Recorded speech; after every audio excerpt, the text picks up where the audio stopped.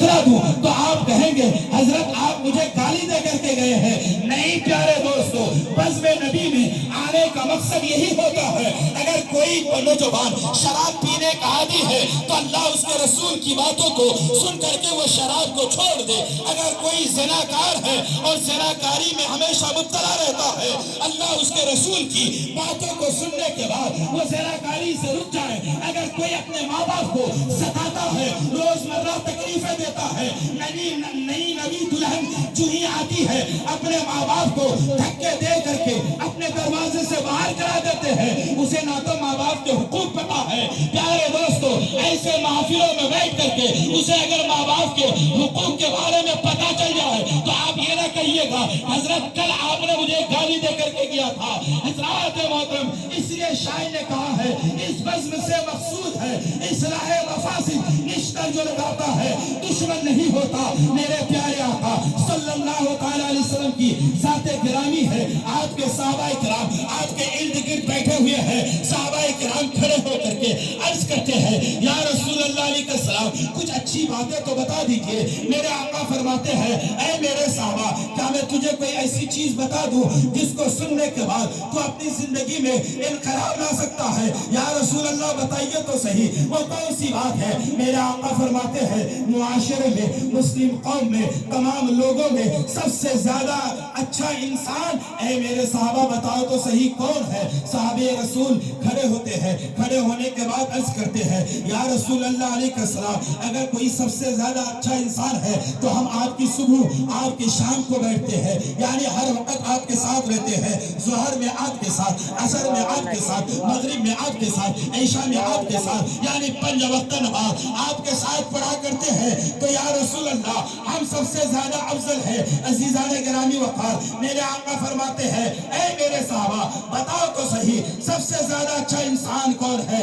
اتنے میں دوسرے صحابی کھڑے ہو کر کے عرض کرتے ہیں یا رسول اللہ آپ ہی بتا دیں کہ سب سے زیادہ افضل انسان کون ہے؟ میرے آقا فرماتے ہیں حدیث سنو فرنگورا کے سنی صحیح العقیدہ مسلمانوں، آپ حدیث پاک سن کر کے اپنے ذہن کے دریچے پہ نوٹ کرو اور اس پر عمل کرنے کی کوشش کرو۔ میرے سرکار فرماتے ہیں من تعالی عمرہ وحسن عملہ، ارے جس کی عمر لمبی ہے اور اس کا عمل اگر اچھا ہے وہ سب سے زیادہ اچھا انسان ہے،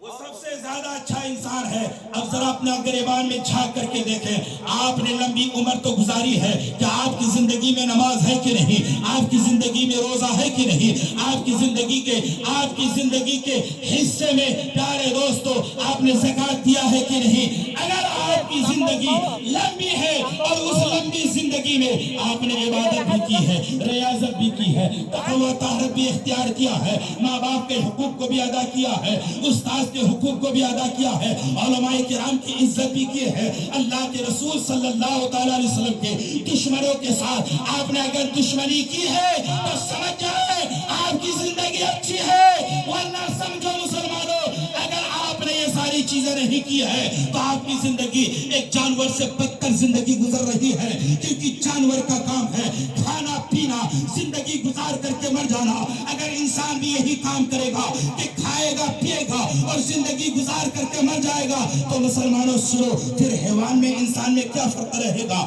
ذی عقل اور غیر ذی عقل میں کیا تمیز رہے گی؟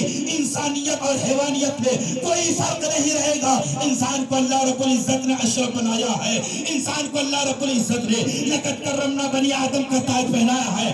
انسان کے بارے میں رب نے قرآن میں فرمایا ہے کہ میں نے انسان کو اچھی شکل و صورت میں پیدا فرمایا ہے۔ پیارے دوستو جب انسان کو اشرف بنایا ہے، انسان کے سر پہ لقد کرمنا بنی آدم کا تاج پہنایا ہے، انسان کو اشرف المخلوقات بنایا ہے، انسان کو اچھا آدمی بنایا ہے، تو ایک اشرف کام کے لیے، ایک اشرف انسان کے لیے اشرف کام بھی ہوتا ہے۔ وہ اشرف کام کیا ہے؟ اور قرآن سے پوچھتے ہیں اے قرآن ابتدا سے لے کر انتہا تک، ماں کی گود سے لے کر کے قبر کی کوٹری تک ہر مشکل موڑ پر ہماری رہنمائی کرتا ہوا نظر آتا ہے۔ اے قرآن بتاؤ تو صحیح انسان کو اللہ رب العزت نے کس لیے پیدا فرمایا ہے؟ تو قرآن یہ اعلان کرتا ہے وَمَا خَلَقْتُ الْجِنَّ وَالْإِنسَ إِلَّا لِيَعْبُدُونَ، کہ میں نے جن اور انسان کو اس لیے پیدا فرمایا ہے کہ وہ میری عبادت عبادت کرے, زندگی آمد برائے, بندگی ارے زندگی بے بندگی شرمندگی.